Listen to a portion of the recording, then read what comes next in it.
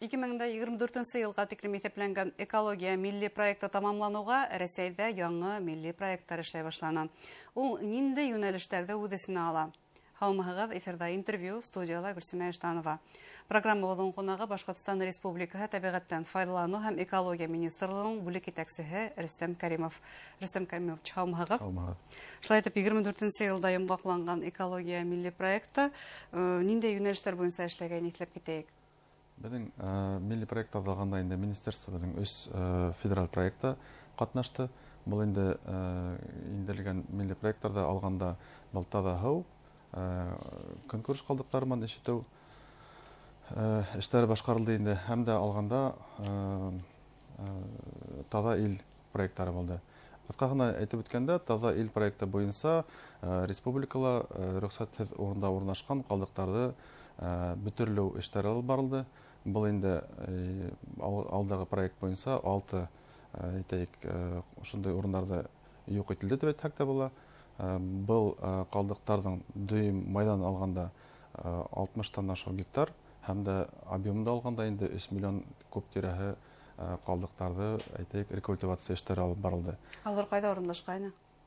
Бу Сүпсар райондары. Сүпсар райондары Старлытамак калаһы, Күмертау, Баймак, Себай, Дәүләкән, Благовещенск калаларында урнашкан. Ситтерендә, каланың исендә түгел, ситтерендә дип әйткәндә дөрес була. Каланың эргәһендәге шундай Сүпсар райондары рекультивациялар. Рекультивациялар, бүгенге көндә бу эшләр башкарылды дип әйткәндә була. 2 миллиардтан ашу акча бүленде, шуларның миллиард ярымы федераль акчалар бүленде инде. Шул как раз проекттар буенча. Хәзер яңа милли проекттар старт ала, улар ошо эшләрнең дәвамымы? Әле яңа юнәлештәр бармы? Яңа проекттарда алганда, гомумән әйткәндә, бу проектларның дәвамы дип әйтү дөрес тә була. Чөнки шул ук калдыктарда алганда ла безнең иң зур бурыч булып тора дип әйткәндә була инде. Бу барлыкка килгән калдыктарды ергә күммәскә дип әйтәйек, шуларның күмелмәгәненең инде иң зур өлешен эшкәртү максаты тора. Әгәр дә теге видеаль дип алһаң инде 1 килограммда күммәенсә 100%-ын эшкәртү. Без шундай теге бурычлар куела инде. Әлбәттә, бу теге яңа проекттар 2030 елга тиклем планлаштырылган. Бу 30 елга хәтле тормышка ашыру әлбәттә авыррак булырына, бу 100% күммәү дигән. Шуңа күрә әлеге көндә максат булып шул 50%-ын күммәенсә эшкәртү дигән мәгълүмат. Гомумән бына Сүпсар реформа башланган сакта ул безгә тормышка ашмаслык реформа һәм актыйла ине. Нисек бына шундый мәдәнияткә өйрәтергә, Сүпсарда кайдалар итте шунда сыгарып ташлау түгел, үзәкләштерелгән рәвештә йыю, ул шулай тормышка ашмасымак ине. Ашмасымак та, әлбәттә бу эшләр алып барыла. Шуңа күрә теге без алдагы көннәрдә әйткәндә, бүгенге көндә рөхсәтле булмаган урыннарда Сүпсарның барлыкка килү кәмүгә килә инде. Бу күрһәткечләр буенча бездә әйтәйек, елдан-ел төбәнәеп бара. Чөнки авылларда алганда ла инде безнең битендә шул проектлар буенча ла безнең авылларда контейнерлар куелды һәм Сүпсарда йыеп алу эше рәткә һалынды дип әйткәндә була. Әлбәттә, урыннарыман авырлыклар килеп чыга, әмма ләкин бу эш алып барыла. Элеккә караганда теге авылның эргәһендәге зур сүплекләрне барлыкка килдерү дигән күренешләр уже кәмит дип әйткәндә була. Монда ямьсез күренешләр кәмме? Элек битендә авылның эргәһендә, һәр авыл эргәһендә үзенең сүплеге була тора иде.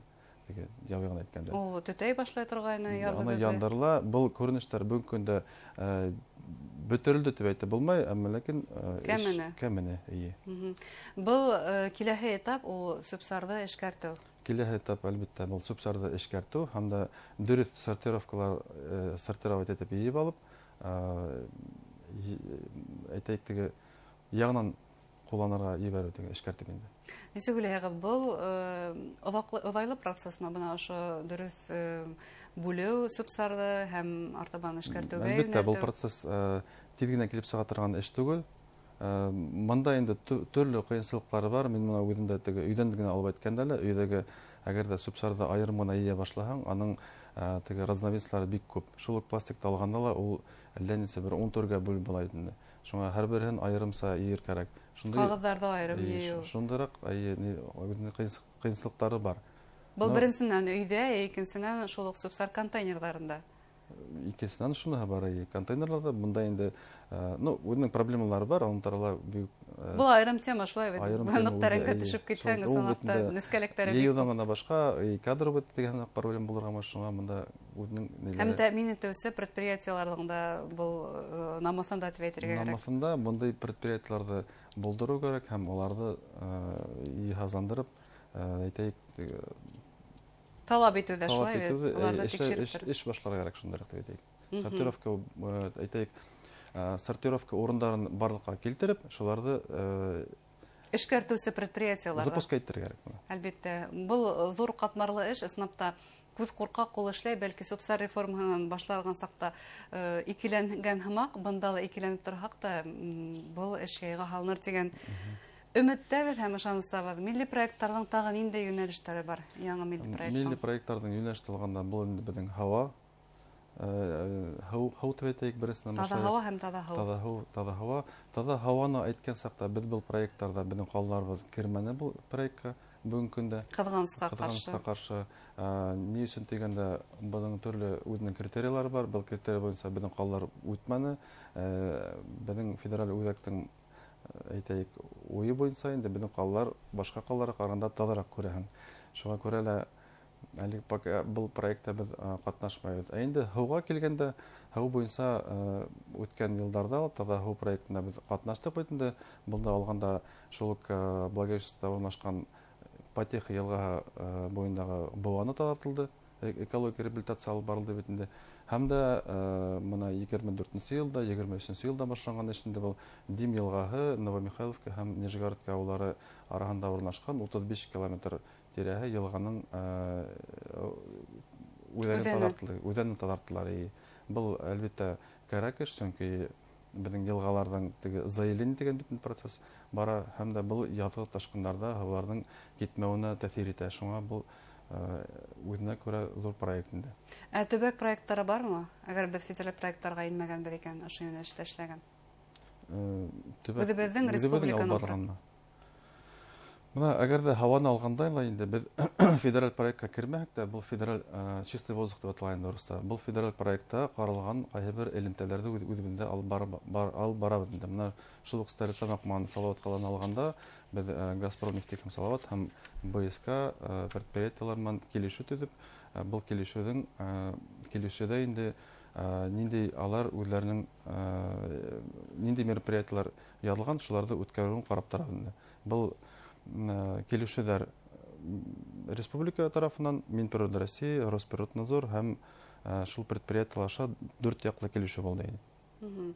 Бу төбәктең үзенең шулай ук эше һәм тикшерү. Бу төбәк үзебезнең эшебез һәм дә шул Стәрлетамак Салават калаһында без сводный расчет үткәрдек инде. Бу нимә дип атала? Бу калаларга нинди сәнәгать предприятиеләр бар, кайһы әйтәйек, кайһы нөктәгә ничек тәэсир иткән тикшерә торган, әйтәйек, научный эш һәммәк дигәндә төбәктә бар. Шундый эшләр алып барылды. Бу бөтәһелә үзебезнең республиканың сыгымдарыннан түләнде инде. Федераль проект булмагас, федераль акчалар әйтәйек китерелмәне.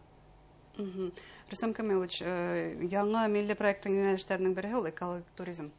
Ул гадәти туризмда нимә һәман аерыла, ни өчен ул аерым юнәлеш итеп билдәләнде ул? Бу һорауга мин үзебезнең министрлыктан әйткәндә, без туризм буенча эшләмәйбез. Шуңа үземнең генә мнениемдә гына әйтәм буладыр инде. Экологик туризм дип әйткәндә инде, минең аңлавым буенча, дөресен әйткәндә, бу безнең республикала булган уникаль урыннарга барып йөрү. Безнең республика бит инде тавыла бар, матур урыннарга бай. Шуңа бу рәттән экологик туризмны үстерү өчен безнең республикала бөтен максатларда бар дип уйлыйм. Табигатьтән бирелгән. Һәм безнең максатыбыз инде үзебезгә генә шул эшләрне оештырып алып баруга. Соңгы көннәрдә алганда инде мин үзем теге, әгәр турист самарат дип алганда ла, мондай урыннарның күбәю күренә һәм дә барып итү һәм урыннарында инде әйтәйек, шартлар булдырырга дип әйтһәң, дөресрәк булыр дип уйлыйм. Бына милли проект ул бары тик һеҙҙең ведомство һәм башка ведомство башҡарған гына эшме ул? Әллә ул халыҡты ла был проекттарҙы тормошҡа ашырыуҙа йәлеп итеү мөһимме? Әлбиттә, мына шул конкурс ҡалдыҡтарын алғанда ла, беҙҙең әгәр ҙә дөйөм алғанда, йылына республикала миллионға яҡын тонна конкурс ҡалдыҡтары барлыҡҡа килә, һәм дә әлбиттә һәр береһе үҙ өйөндә үҙенең өлөшөн индерә ала бындай реализацияға. Айырым алғанда беҙҙең граждандарға инде был проект буйынса нимәдер үтәргә кәрәкмәй, үҙенең өйөндә йәшәүешендә ниндейҙер үҙгәрештәр индереп ярҙам итә ала тип әйтһәң дә дөрөҫ була. Шул уҡ экологик туризм, әгәр экологик мәҙәниәтебеҙҙе арттырабыҙ икән, был өлөш индерәбеҙ тигән һүҙ. Өлөш индерәбеҙ, шул уҡ экологик туризмды алғанда бөтә ерҙә лә шул уҡ субсидия йыйыу урындары булдырылмаған.